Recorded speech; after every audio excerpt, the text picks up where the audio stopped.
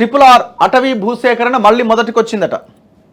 ఇది regional ring road south నార్త్గా divide చేసి ఔటర్ రింగ్ రోడ్డును కలుపుతూ రీజనల్ రింగ్ రోడ్డుని కేంద్ర రాష్ట్ర ప్రభుత్వాల ఇద్దరి ఒప్పందం మీన్స్ మ్యాచింగ్ గ్రాంట్ ఇద్దరి. ఈయన కొంచెం భూసేకరణ దానికి సంబంధించిన డబ్బులేమో రాష్ట్రాలు, ఆ భూసేకరణ ఇదంతా రాష్ట్రాలు, మిగతాదంతా కేంద్రము ఇదంతా ఇచ్చేస్తుంది.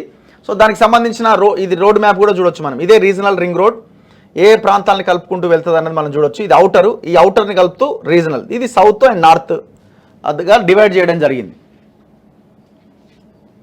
ఇది రింగ్ రోడ్, ఇది మధ్యలో ఉన్నది, ఇది రీజనల్ రింగ్ రోడ్. దీనికి అటాచ్ చేస్తూ ఈ రీజనల్ రింగ్ రోడ్ని తీసుకొచ్చారు. దీని వెనకాల రిజర్వ్ ఫారెస్ట్ ల్యాండ్ ఉన్నది. దీని వెనకాల ఎంతో మంది పేద రైతులకు సంబంధించిన భూములు కూడా ఉన్నాయి. ఫర్ ఎగ్జాంపుల్ ఇక్కడ భువనగిరి దగ్గర ఆ రైతులు పాపం ఇప్పటికే హై టెన్షన్ వైర్లతోని, యాదగిరిగుట్ట డెవలప్మెంట్ పేరుతోని, రోడ్ల పేరుతోని 2 నుంచి 3 సార్లు భూములు కోల్పోయి ఇంకో దగ్గర కొనగానే మళ్ళీ ఇప్పుడు ఈ RRR పేరుతో మళ్ళీ కోల్పోతున్నారు. వాళ్ళ బాధ నరకం.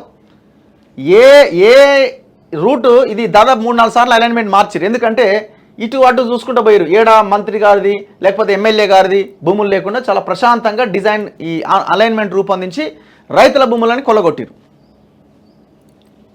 ఇప్పుడు ఇది ఫారెస్ట్కి సంబంధించిన వ్యవహారం మళ్ళీ మొదటికి వచ్చిందట. నర్సాపూర్ రిజర్వ్ ఫారెస్ట్ భూసేకరణలో జాప్యం జరుగుతున్నదట. గడువు ముగియడంతో మునుపటి దరఖాస్తు రద్దు అయిపోయిందట. అంటే మళ్ళీ ఇంకో దరఖాస్తు పెట్టాలి.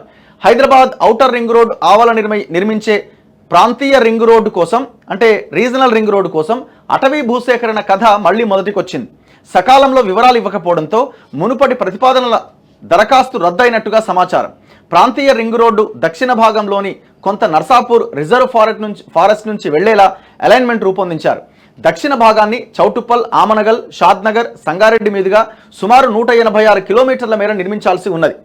రిజర్వ్ ఫారెస్ట్ భూమిని సేకరించేందుకు కేంద్ర రాష్ట్ర అటవీ శాఖ నుంచి అనుమతి తీసుకోవాలి.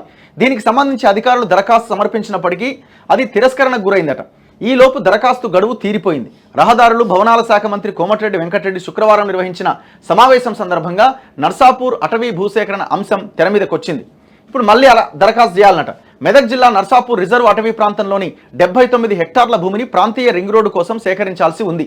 తూప్రాన్, శివంపేట, నర్సాపూర్ మండలాల పరిధిలోని రిజర్వ్ ఫారెస్ట్ నుంచి ప్రాంతీయ రింగ్ రోడ్డు రహదారి నిర్మించాలి అని అధికారులు అలైన్మెంట్ రూపొందించారు. ఈ ప్రతిపాదనలకు కేంద్ర రాష్ట్ర ప్రభుత్వాల నుంచి అనుమతి లభించింది. భూసేకరణ కోసం అటవీ శాఖకు రెవెన్యూ అధికారులు 2023 మార్చి నెలలో ఆన్లైన్ ద్వారా దరఖాస్తు చేశారు. క్షేత్రస్థాయి పరిశీలన చేసిన అధికారులు ఇచ్చిన ప్రతిపాదనల్లో వివరాలు సమగ్రంగా లేవని గుర్తించి మరోసారి అప్లోడ్ చేయాలని రెవెన్యూ శాఖకు సూచించారట. వీళ్ళు చేయలేదట. 90 డేస్ కంప్లీట్ అయింది. 91 డే రోజున ఆ దరఖాస్తు రద్దు అయిపోతుంది. ఇప్పుడు మళ్ళీ అప్లోడ్ చేయాలి, మళ్ళీ అప్లై చేయాలి. ఇదే ఆ రోడ్డు ఎక్కడెక్కడ ఏంటి అని. నర్సాపూర్ అంటే ఇది ఏరియా వస్తుంది. తూప్రాన్, సంగారెడ్డి మధ్యలో ఈ ఫారెస్ట్ ఏరియా. ఇక్కడ దాదాపు ఒక 79 హెక్టార్ల భూమి ఇక్కడ తీసుకోవాల్సి ఉందట. దానికి సంబంధించిన విషయం ఇది. సరే, ఫారెస్ట్ ల్యాండ్ ఏమో కానీ రైతుల భూముల గురించి ప్రధానంగా మనం ఫోకస్ చేయాలి. ఈ ఉన్న ఔటర్ రింగ్ రోడే ఎవడు ఎక్కలేడు. ఉన్న ఔటరే పెద్దగా ఎక్కలేడు.